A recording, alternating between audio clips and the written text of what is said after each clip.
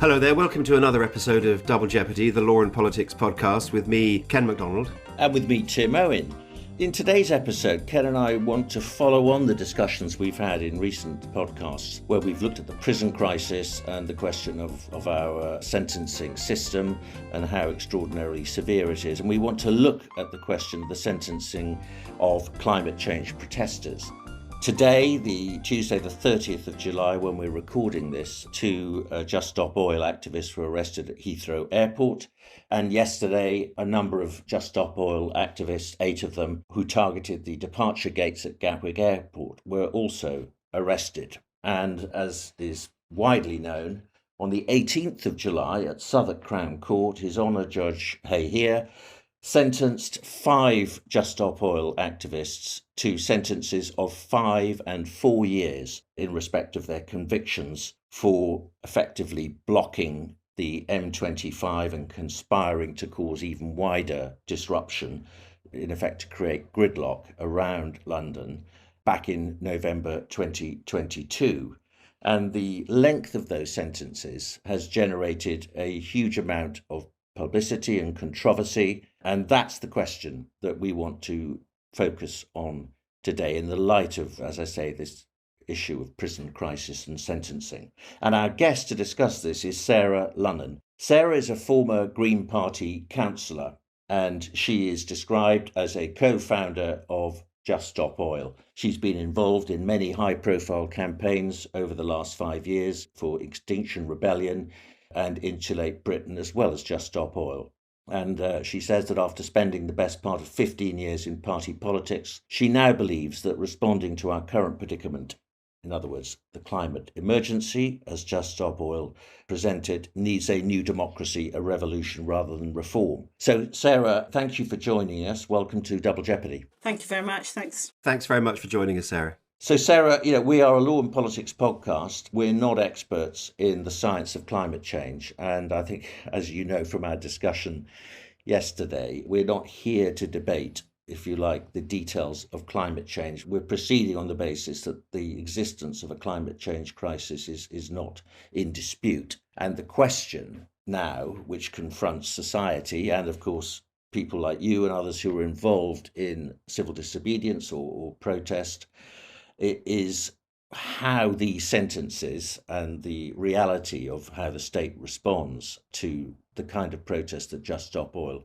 is involved in, how it is going to affect you and others in the future, and also the legitimacy of this level of sentencing. Finally, before you respond, yesterday in the Times newspaper, there was an article based on an interview with Roger Hallam, who got the longest sentence for the M25 protest, the 5-year sentence. And he gave an interview to Tom Ball of the Times from the visiting room in Wandsworth Prison. And he said a number of interesting things, including that he believed that the lengthy sentences had the potential to reinvigorate climate activism, which he said had struggled to recapture the same widespread intensity achieved in 2019, when Extinction Rebellion staged protests in central London for several weeks. He's quoted as saying it could be a massive tipping point. It could be a damp squid. It's very difficult to predict. The movement is at a fairly low point at the moment, but it's entirely possible it will become massive again,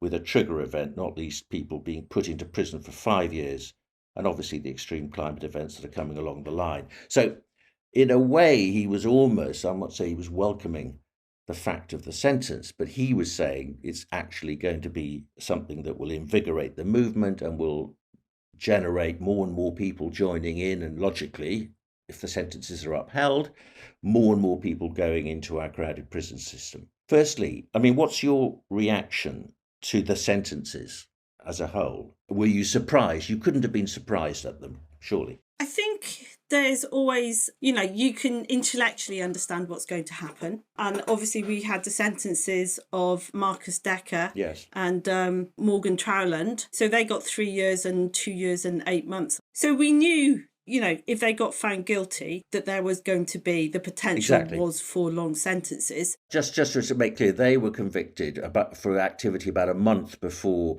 the M25 protests over the Dartford Bridge crossing. Yes. And their sentences, as you say, were upheld by the Court of Appeal with Lady Justice Carr, as she then was. She's now the Lady Chief Justice. Those sentences were upheld in July of 2023. It wasn't a surprise, but, for people and like and spend time with, for them to receive sentences like that, it is an emotional shock, of course. So intellectually, it wasn't a surprise after they got found guilty, but it was an emotional shock. And also, I cannot see how these sentences in the long term are going to act as a deterrent. It's short-sighted of the judicial process to think that putting people in prison who recognise the severity of the science and that we are actually, in a fight for our lives, like there's an existential crisis and our government, our democratically elected government, is not responding effectively to protect us. And once you recognise that, what options are open to you as a citizen of the country? If you accept your responsibility and your knowledge and you have the ability, you should act to do something to protect yourselves, to protect your families, and to protect your fellow citizens. So being put in prison when you recognise the sixth mass extinction, which means war, famine, destitution, when you recognise that, you have to act. And to be put in prison is not a deterrent, and that's why we've seen Phoebe Plummer go back out today, because being put in prison is not going to deter people who are fighting for their lives.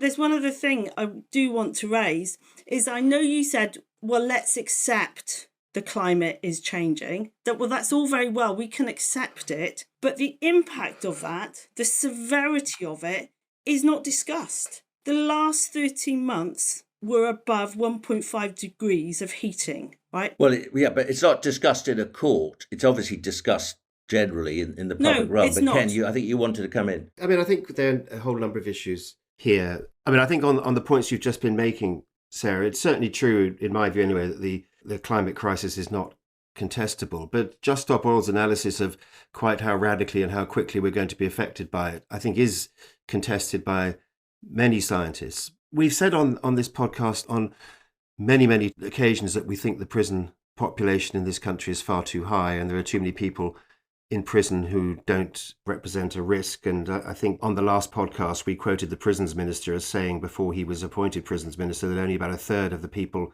who are presently in prison should be there. And the question is where these sentences fit into that. I think a lot of lawyers and judges think that to the prison population, you should add not just those people who are, strictly speaking, a threat to the public because they're violent or psychopathic or sociopathic and can't mix in the community, but also people who are persistently defiant of court orders and simply won't obey the rulings of the court, that people like that also have to be sent to prison because the courts don't have any other alternative. You mentioned Phoebe Plummer. Phoebe Plummer is on bail awaiting sentencing for throwing a can of soup at a Van Gogh painting in the National Gallery. And the judge last week, I think, told her to expect a prison sentence. And here she is today in Heathrow spraying orange paint over a passenger announcement board. So I understand your position that, she feels compelled to do this. But the courts also have a position, which is you're not going to get away with consistently disobeying the orders of courts and the instructions of judges. And if you do that, you're going to get sent to prison. So, in a sense, both sides are right here. But how can you have a legal system which fails to enforce the law? Historically, we have seen legal systems that fail to enforce laws. And to the point, jury nullification has meant, if you find that child guilty of theft, they're going to hang them. Well, We're not going to find them guilty of stealing that loaf of bread.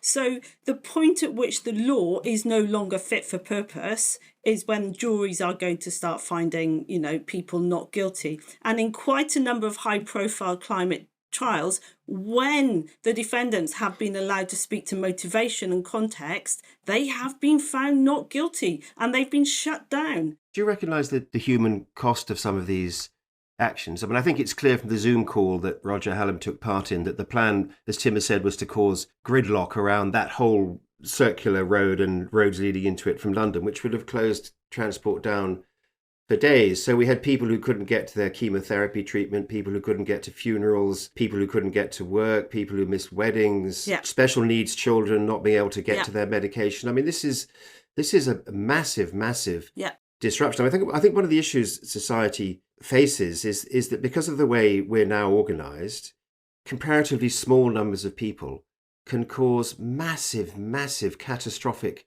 disruption to hundreds of thousands, perhaps millions, very, very simply and very easily. And wouldn't most people say that's quite a compelling reason for the courts to hold the line here and to say, no, this is not acceptable, this is disproportionate. You know, you've got a Green Party you can vote for, you can set up your own political party, you can protest peacefully. But I mean, I think 800,000 people were affected by this M25 action. You can't put literally hundreds of thousands, or as Roger Hallam wished, millions of people at severe and perhaps dangerous risk of more than inconvenience without some response from the law, surely. Let's take that as accepted, that you should not be able to put at risk millions of people without recourse from the law. Great, completely agree with that. Okay, so why are we not seeing fossil fuel executives in the dock for that very reason? Our democratic government is failing us. We had 1972, the United Nations report in Strasbourg pointed out what was going to happen if we continued with business as usual, which was that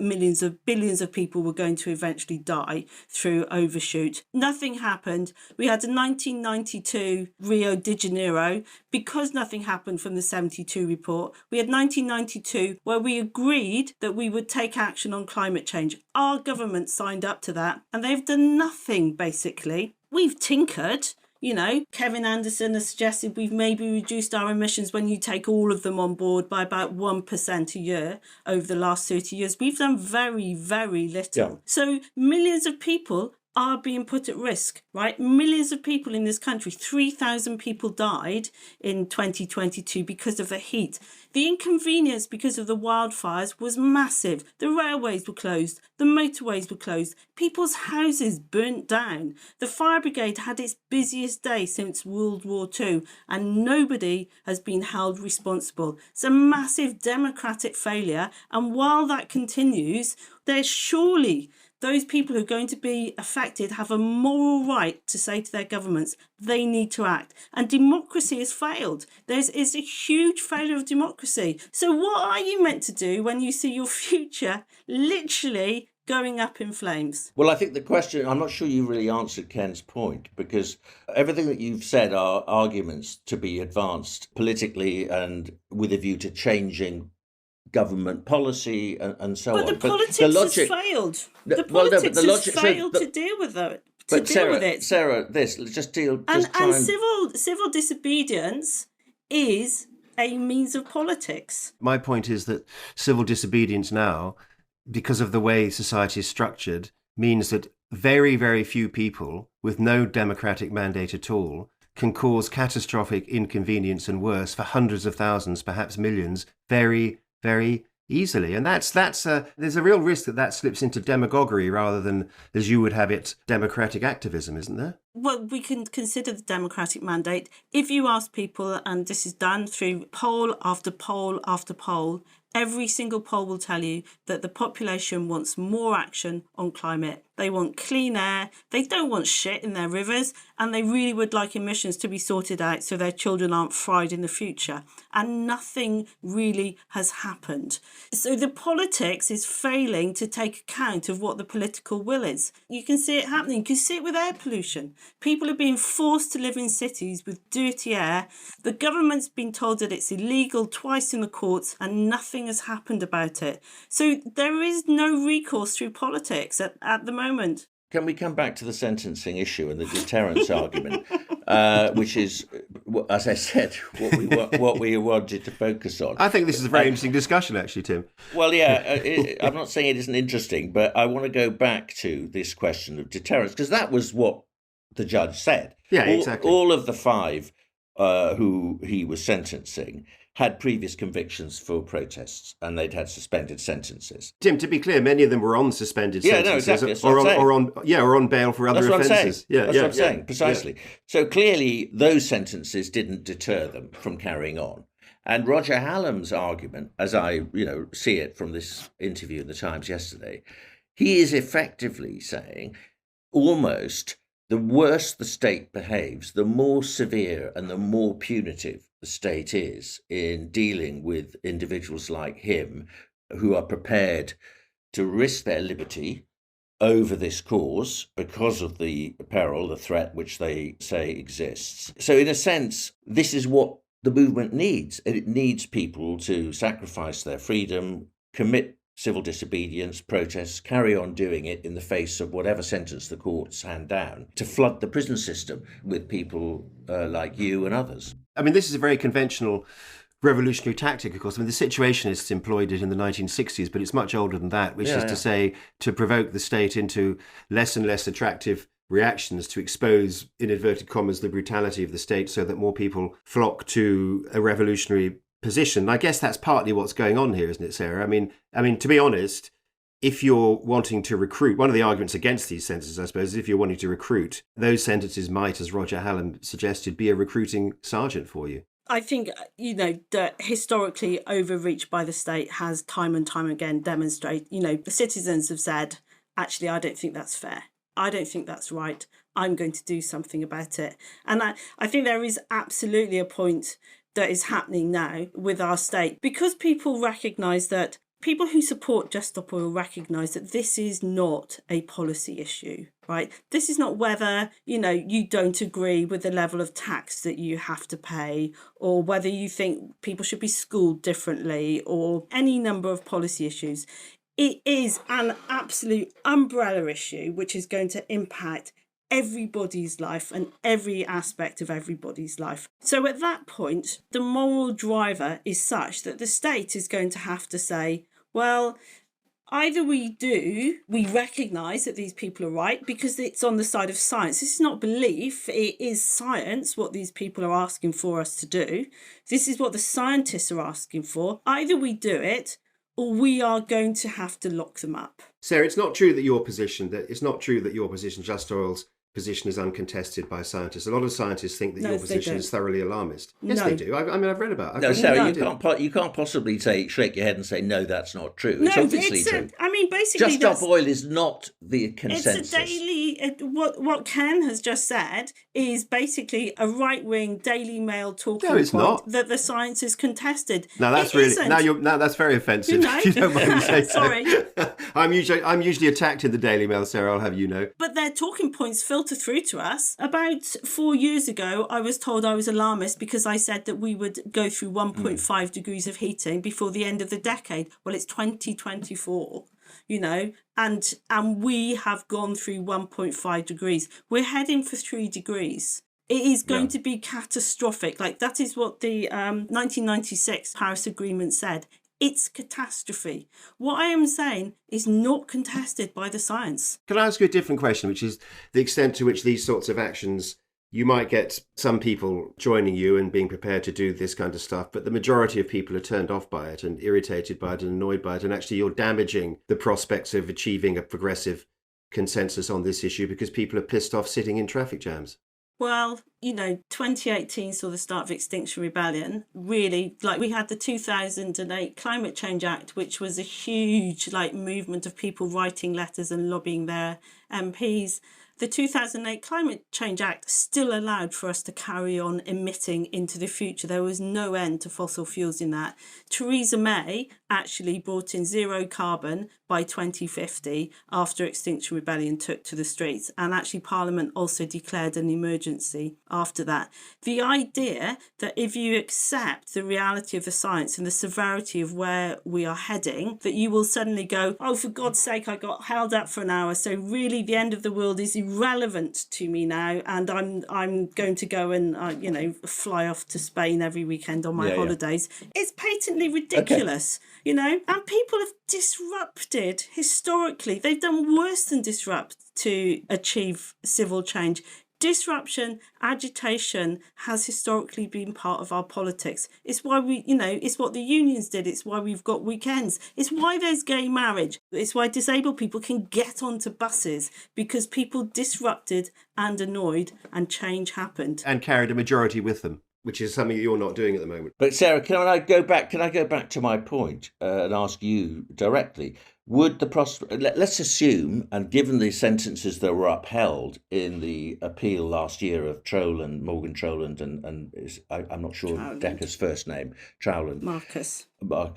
So, as you said, they had sentences for climbing onto the top of the Dartford crossing, staying there for 36 hours, causing less disruption than Roger Hallam and the other four in relation to the M25 in November 2022. But they had sentences of 3 years and 2 years, 9 months, upheld as severe, but not manifestly excessive or disproportionate. So let's assume that as and when Roger Hallam and the other four reach the Court of Appeal, I'm assuming that they're going to appeal the sentences are upheld.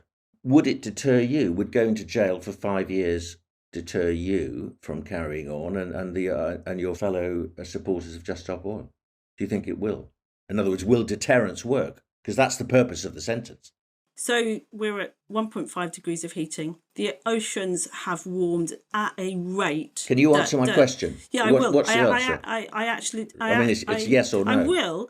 But there has to be a context. You see, you can't decide these things or recognise why people act as they do. No. I understand why they act as they do. If you don't see a context. My question is, will it deter? Will it work? In light of a genocide being planned by our governments, which is what continuing to allow CO2 emissions is, in light of a planned genocide by my government, will I stop taking action and organising?